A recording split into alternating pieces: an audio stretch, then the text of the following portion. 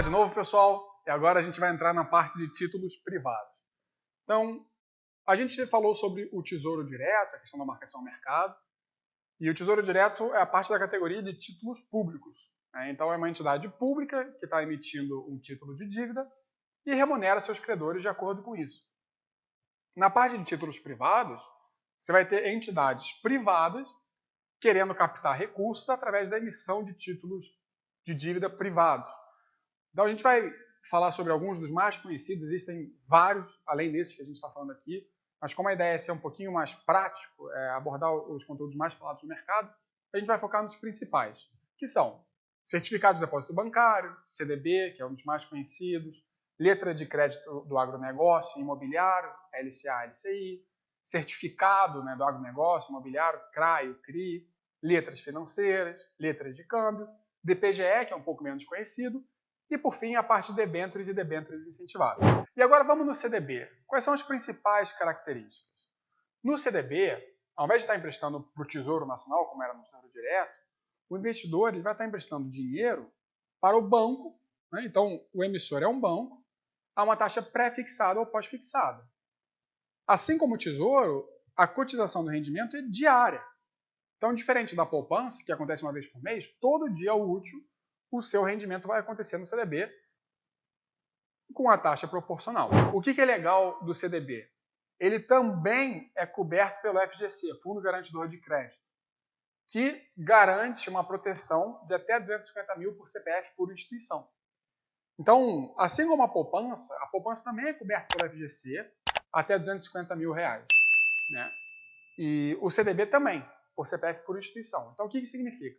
Se você tem 230 mil no CDB de um banco, 220 mil no CDB de outro banco, 230 mil no CDB de outro banco e 200 mil no CDB de outro banco, e todos quebrarem, você tem a proteção, o FGC vai te devolver o dinheiro investido em cada uma dessas instituições. Por quê? Porque você tinha menos que 250 mil reais em cada instituição e porque está abaixo do teto de 1 milhão de reais no período de 4 anos.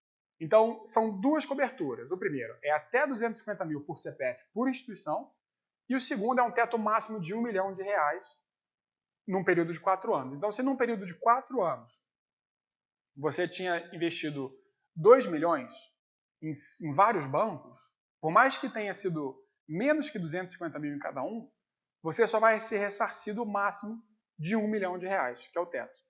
Agora, se você tinha 200 mil, 200 mil, 200 mil, você é ressarcido tranquilamente. Tá? A gente vai entrar em mais detalhes da FGC um pouquinho no final desse módulo. O que é interessante do CDB? Ele tem a possibilidade de ser resgatado antes do vencimento. Porém, o banco poderá pedir um prêmio que pode ser desvantajoso para o investidor. Então, o CDB, você emprestou dinheiro para o banco. Você pode bater na porta do banco e falar, olha, você pode me adiantar? Eu quero pegar meu dinheiro de volta antes do prazo. Aí o banco pode falar, não. Ou pode falar sim, mas isso vai te custar tanto. Você vai perder tanto do seu rendimento. Aí você pode decidir sim ou não. Algumas corretoras, algumas instituições financeiras, elas dão a opção de comprar o seu título. Então pode ser que você possa negociar o seu CDB não com o próprio banco, mas com outros investidores. Então pessoas que estejam interessadas em comprar seu CDB, que muitas vezes pode ser interessante. É muito parecido com o Tesouro. E aí ele também vai ter a marcação ao mercado, podendo se valorizar ou desvalorizar. Então essa parte é bastante interessante. Tá? O imposto segue a mesma tabela regressiva do Tesouro Direto. Então começa em 22,5%, depois cai para 20%, 17,5%, chegando na alíquota mínima de 15%. Também tem IOF nos primeiros 30 dias. Tá? E o rendimento pode ser pré-fixado ou pós-fixado. Então pode ser 10% ao ano, 11% ao ano, 12% ao ano, IPCA mais 5%, 120% do CDI, coisas do tipo. O que é interessante, alguns insights. Então, os CDBs com liquidez diária, você consegue resgatar em D mais 0, no mesmo dia útil ou no dia útil seguinte, são ideais para caixa e para reserva de emergência. Os CDBs de médio a longo prazo são bons investimentos para o investidor que não vai precisar do dinheiro por um bom tempo. Então está planejado, eu quero comprar um carro daqui a 2 anos. Então você vai colocando um CDB de 2 anos e deixa lá rentabilizando até aquele momento. Ou então eu quero comprar uma casa daqui a 6 anos, 7 anos. Então você vai colocando nos CDBs com prazo relativo. como o CDB tem uma liquidez menor do que o Tesouro, é mais difícil você vender antes da hora, né? É bastante interessante que você se planeje para não precisar do resgate. Porque se precisar, você pode pagar uma taxa por isso e pode ser bastante caro. Dificilmente vai ficar negativo, mas pode perder grande parte do retorno financeiro. Então, o CDB é muito interessante, é muito legal, e só tem que tomar esses cuidados do aspecto de planejamento e do horizonte de prazo. E o que você tem que pensar, que é muito importante? Da mesma maneira que a gente tem o tripé dos investimentos, né, para o tesouro, para a poupança, se a gente fizer o tripé dos investimentos para o CDB, então você tem rendimento, risco e liquidez. O CDB tem liquidez mais baixa que o tesouro, o risco é mais alto do que o tesouro. Então, se ele tem liquidez pior e risco pior, ele tem que ter um rendimento maior. Então, quando você escolhe um CDB, é muito importante que você escolha CDBs que rentabilizem mais do que o tesouro, porque você está perdendo tanto em liquidez quanto em risco. Tá? E se a gente pegar o que aparece numa corretora, então eu peguei como exemplo a corretora PI, que é do Santander, e no dia 13 de outubro de 2020 eu entrei e peguei alguns exemplos de CDBs disponíveis. Então, se você entrar lá e pegar, olha o CDB do Banco Industrial do Brasil. O CDB é sempre de uma instituição bancária, tá? É um certificado de depósito bancário. Então, nunca vai ser uma empresa emitida um CDB, uma empresa não financeira. Ele tem um CDB com prazo em 2021, então prazo de um ano. O resgate apenas no vencimento, como está escrito aqui, né? Prazo 2021. O investimento mínimo é de R$10 mil. Normalmente o investimento mínimo também é mais alto do que o tesouro. E a rentabilidade é 124% do CDI ao ano. Então, olha que interessante. Bom, por mais que ele tenha menos liquidez, porque é o prazo de um ano e não posso vender antes, por mais que ele tenha mais risco, porque é um banco e não um tesouro, ele dá um cheque na parte de retorno, que é mais alto do que o tesouro.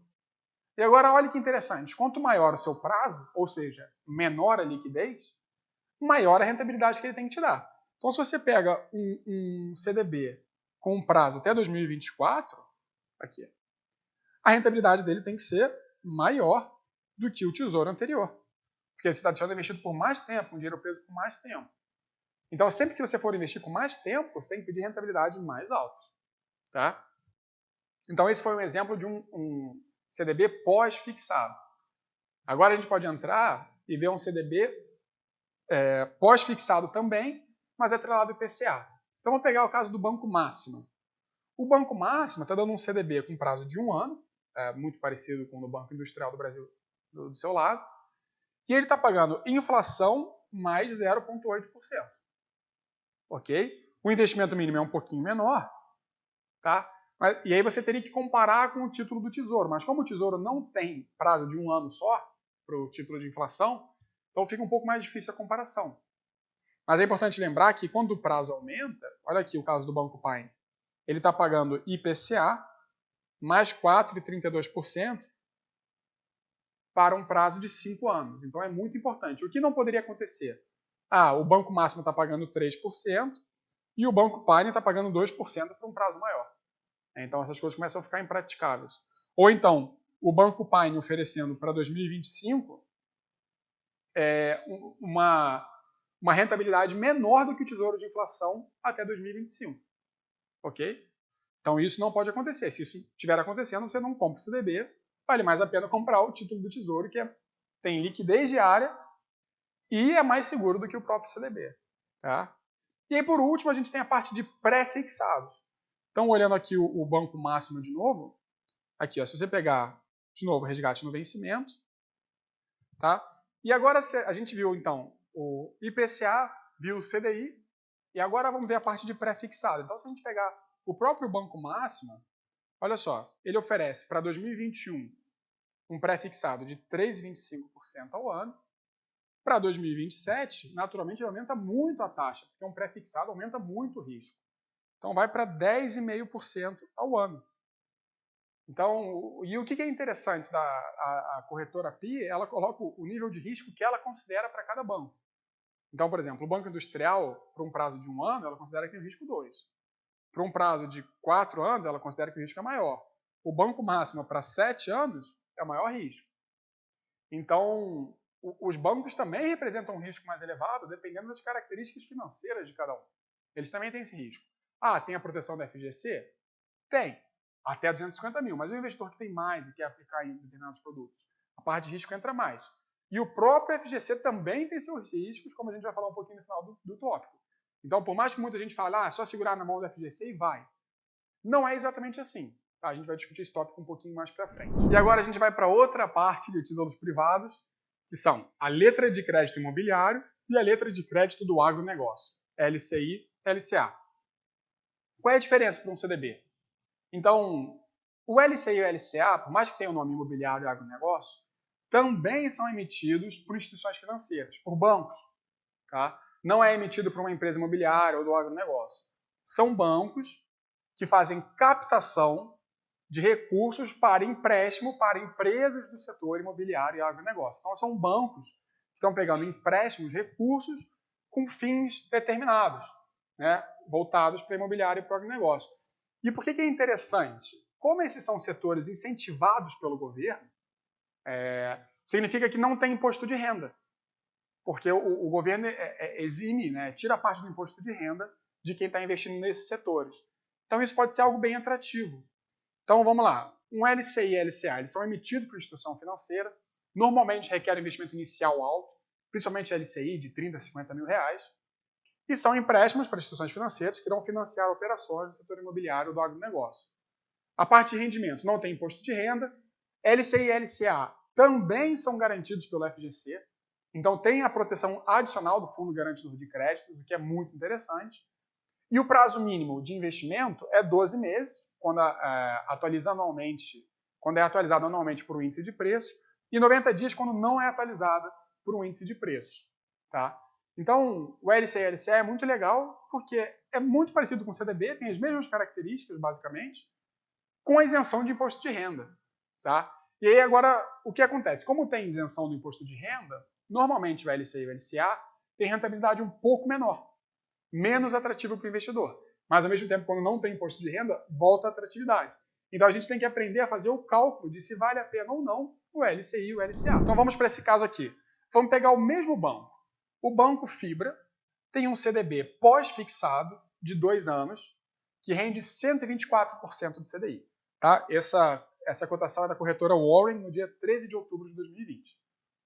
O mínimo inicial é 10 mil e o vencimento é em 2 anos.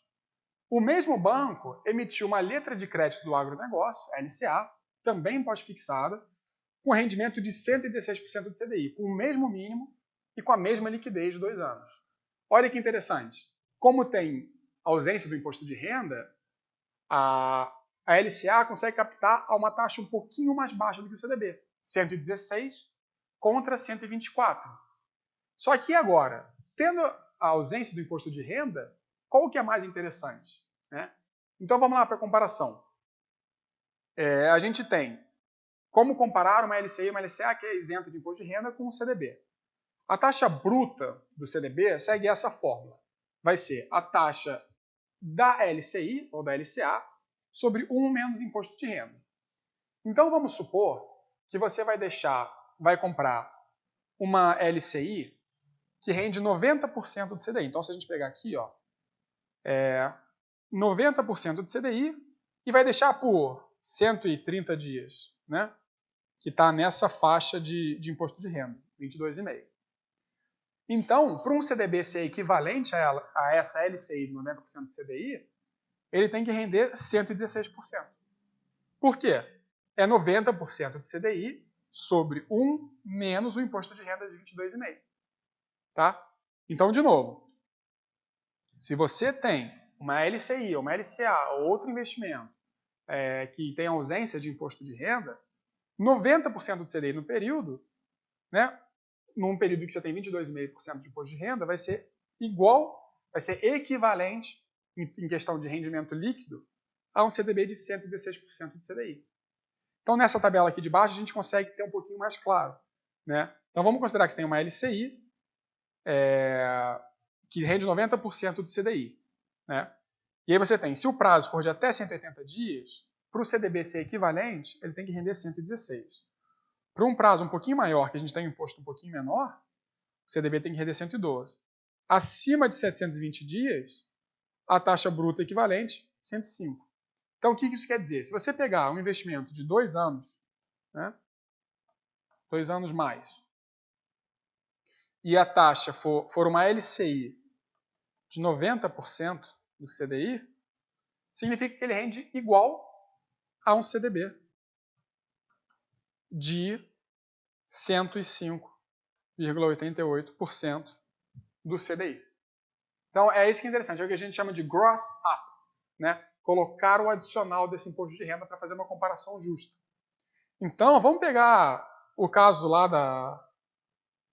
do CDB e da LCI da fibra que a gente comparou no slide passado. Então, a gente tinha 124 para 2 anos contra 116%. 2 anos, um pouquinho mais que 2 anos. Né?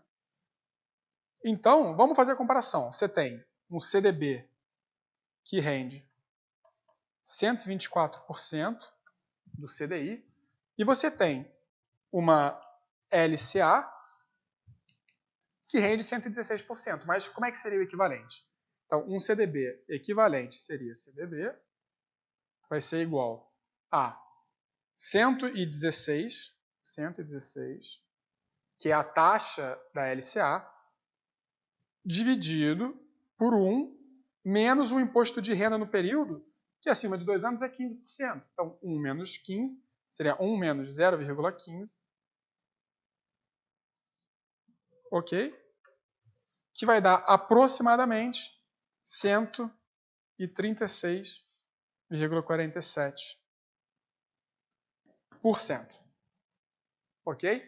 Então, uma LCA que rende 116% do CDI por um prazo maior do que 2 anos, né, que tem o mínimo do imposto de renda, é igual a um CDB que rende 136,47% do CDI. Então, sempre que você for ficar na dúvida entre CDB ou LCA, basta usar a fórmula e ver qual dos dois está mais atrativo. Mas sempre considerando o mesmo período e o mesmo banco. É isso que você tem que pensar. Legal? Então, a gente falou sobre LCI, LCA, CDBs, que são muito parecidos com a diferença do imposto de renda. E agora a gente vai entrar no certificado de recebíveis imobiliários e certificado de recebíveis do agronegócio. Eles são diferentes do LCI e do LCA, principalmente nesse ponto. Eles não são emitidos por companhias financeiras. São exclusivos de companhias securitizadoras. Então, empresas que fazem um pacote desses recebíveis e vendem a mercado. Então, assim, são empréstimos que eles são lastreados em créditos imobiliários do agronegócio. Então, a proteção que o investidor tem é dos lastros que vão ter, tanto no imobiliário quanto no agronegócio, e tem privilégios sobre os ativos da companhia securitizadora. Então, no caso de calote, né, uma coisa do tipo, você consegue pleitear os ativos da própria companhia que fez a securitização daquele ativo. Agora, como ele não é emitido por uma instituição financeira, e sim por uma companhia securitizadora, não tem FGC. Não tem FGC. Então, o CRI e o CRA, por oferecerem mais risco, porque não tem a proteção da FGC, tem que ter um retorno mais atrativo. E é por isso que o CRI e CRA normalmente tem taxas melhores do que CDBs. E é por isso também que eles normalmente são voltados para investidores qualificados, que eu vou explicar no próximo slide o que é. Tá? Então, são investimentos de uma complexidade um pouco maior e normalmente só investidores qualificados podem investir. Está mudando, mas a princípio funciona assim. Os rendimentos são taxas pré-fixadas ou pós-fixadas, igual ao CDB, isenção de imposto de renda, igual ao LCI e LCA, e costuma ter retornos mais atrativos, conforme eu falei. Agora, investidor qualificado. O que é e por que é um investimento voltado para investidores qualificados?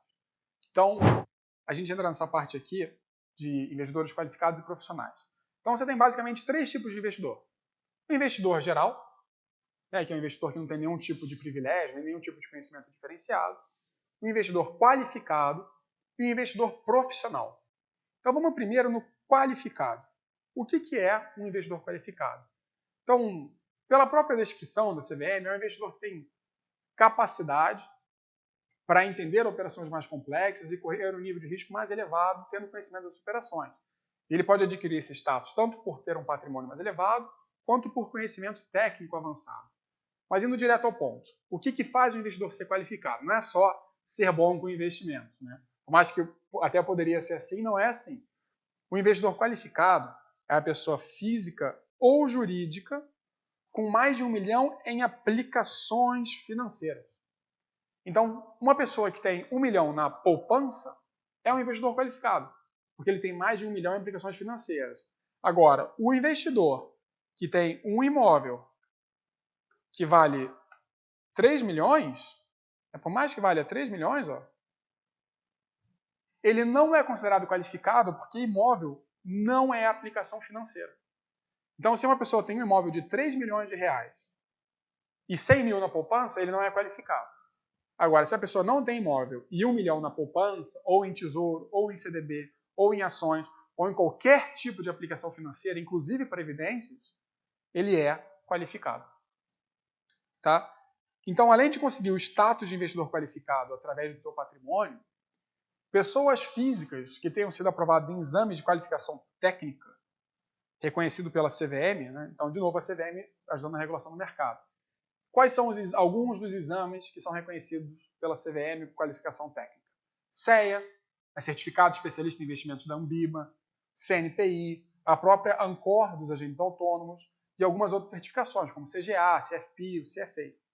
As pessoas que têm a aprovação nessas provas, têm a certificação de que foram aprovadas num período válido, né, ainda está no período de vigência daquela certificação, se tornam automaticamente investidores qualificados. Tá? Clubes de investimento, desde que tenham a carteira gerida por um ou mais cotistas que sejam investidores qualificados. Então, suponha que você tenha um clube de investimento que seja gerido por um investidor que tem alguma das certificações, o clube automaticamente também se torna qualificado. E investidores profissionais. Então, quem é profissional também é qualificado, né? Mas quem é qualificado não é profissional. E aí a gente vai ver o que torna um investidor profissional agora. Tá? Então, se a gente pegar, quem é um investidor profissional? Da mesma maneira que o qualificado tem que ter mais de 1 milhão em aplicações financeiras, o profissional tem que ter mais de 10 milhões em aplicações financeiras. Então, é uma barreira mais elevada de patrimônio. E, de novo, aplicações financeiras, não patrimônio geral, imóveis, automóveis, etc. Tá? Quem também é investidor profissional, além da pessoa física ou jurídica com mais de 10 milhões? Instituições financeiras, então banco, corretora, né, correlato ao mercado financeiro. Você tem próprias securitizadoras, entidades fechadas de previdência complementar.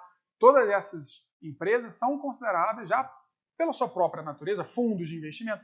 Fundos de investimento são considerados investidores profissionais, podem investir em qualquer tipo de ativo. Né? Quem também é investidor profissional? Então, pessoas físicas que tenham sido aprovadas são qualificados, mas a partir do momento em que elas se registram na CVM com alguma atuação profissional, então, por exemplo, não adianta você ser CEA se você não é um consultor de valores imobiliários registrado na CVM. Quer dizer, adianta porque você vai ser um investidor qualificado. Mas a partir do momento que você é CEA ou CNPI e se registrou na CVM como consultor de valores imobiliários, analista de valores imobiliários, ou tem ANCOR e virou um agente autônomo, regulado e exercendo a profissão legalmente, você vira um investidor profissional e tem acesso a todos os tipos de investimentos no mercado financeiro. Tá? E, além disso, são investidores não residentes no Brasil, também automaticamente têm a classificação de investidor profissional. E por que é importante essas três classificações? Investidor geral, qualificado e profissional. Porque a CVM entende que é necessário ter proteção para o investidor geral. Então, normalmente, investimentos mais complexos, que têm um nível de risco que não é fácil de ser entendido, né, como é o caso de FDICs, por exemplo, fundos de investimento em direitos creditórios, alguns tipos de investimento no exterior, são voltados para investidores qualificados. Porque a CVM entende que o investidor tradicional não tem a capacidade técnica de avaliar adequadamente esse produto e, por isso, não entende o risco que incorre desse tipo de investimento. Então, é uma maneira de proteger o investidor. E, além do investidor qualificado, você é investidor profissional, que é um nível de complexidade ainda maior. Então, na verdade, a primeira grande barreira vem no investidor qualificado, que grande parte dos investimentos são.